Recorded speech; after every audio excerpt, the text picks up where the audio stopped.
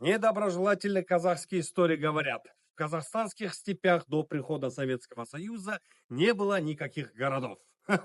Умники, доказываю вам обратное. Нахожусь в городе Отрар. Вечный город, старый город, исторический город Отрар. Уважаемые друзья, Отрар – это великий город в великих степях Казахстана. Он существовал, пока наши учителя даже не пришли на свет. У наших учителей еще не было своих, не то чтобы городов, а поселков. В этот момент Утрар уже существовал. Уважаемые друзья, во время Советского Союза историю перевернули так. Сказали что Чингисхан никакой он не казах, сделали из него какого-то монгола, исключили его вообще из тюркских ру и сказали вот так. Чингисхан уничтожил Отрар.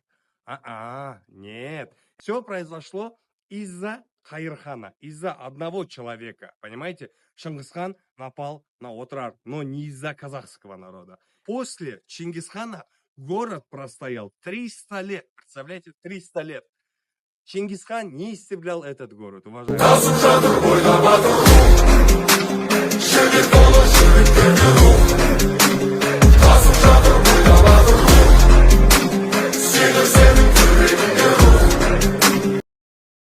Великие наши учителя, которые учили нас мыться.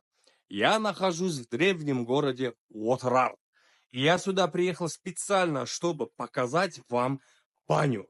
Баня 12-11 века. Вы представляете?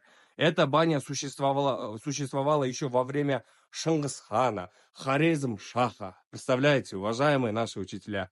А в 12-11 веке что вы делали?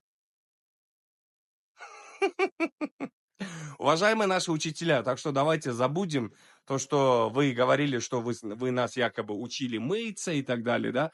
Ведь сам Петр I, заставляя силой, вас учил мыться. А мои предки, мои кочевники, парились в бане уже в 11 веке. Удачи! Давайте чтить казахские истории. Если у вас у самих нет истории, это не значит то, что у нас, у казахов, то же самое.